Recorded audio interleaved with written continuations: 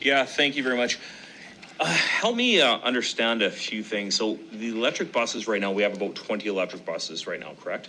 Or will have? Through the chair, we have 7 on the road right now and 13 more are coming in 2026. Okay, thank you.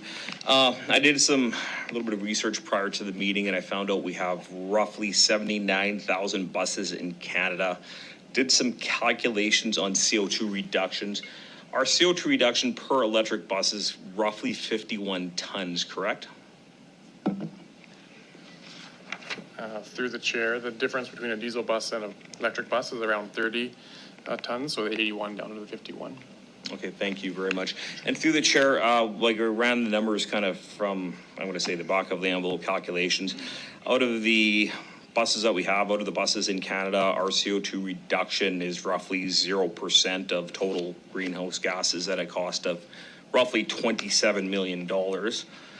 The question that I have is, if we're overall trying to achieve a CO2 ton reduction, and to Councillor Fro's comment, we only have so much money. Councillor Mancinelli put a motion forth that we all agreed upon about reducing the number of tons of concrete that we pour in this city. 1 ton of concrete is equal to about 1 ton of CO2.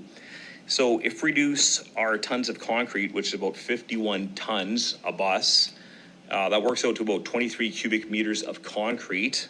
If we don't pour 23 meters of concrete, we save the same amount of CO2 emissions as a city as 1 bus, and it actually saves the taxpayer $46,000.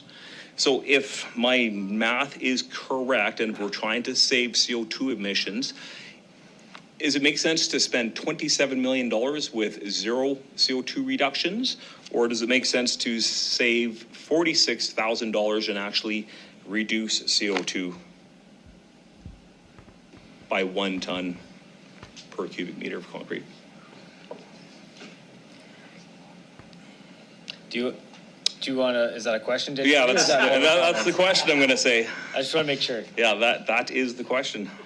If we reduce the CO2 emissions by not spending a whole pile of money, I can save some money, and I don't pour all this concrete, and I'm saving money. What is more economical feasibility, to save money and reduce emissions, or spend lots of money and have barely a dent in emission reduction? Mr. Ioni, can you comment on that?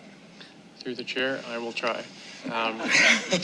So obviously not going to follow the math on the floor of council, but what we are going to do is bring back a report to council in Q1 of 2026 that talks about the impacts, the positive, the negative, pros and cons of reducing concrete by 20%. And so that will mean things like only doing 1 sidewalk instead of 2 sidewalks, and that will have a positive greenhouse gas impact. So we will produce less greenhouse gases by pouring less concrete. So that analysis will come forward in Q1 of 2026. And through the chair, that includes a lot of boulevards too, correct? Through the chair, we're probably getting a little bit off of the conversation about buses, but we're looking to see where we can reduce concrete by 20% across the board. I wanted to note that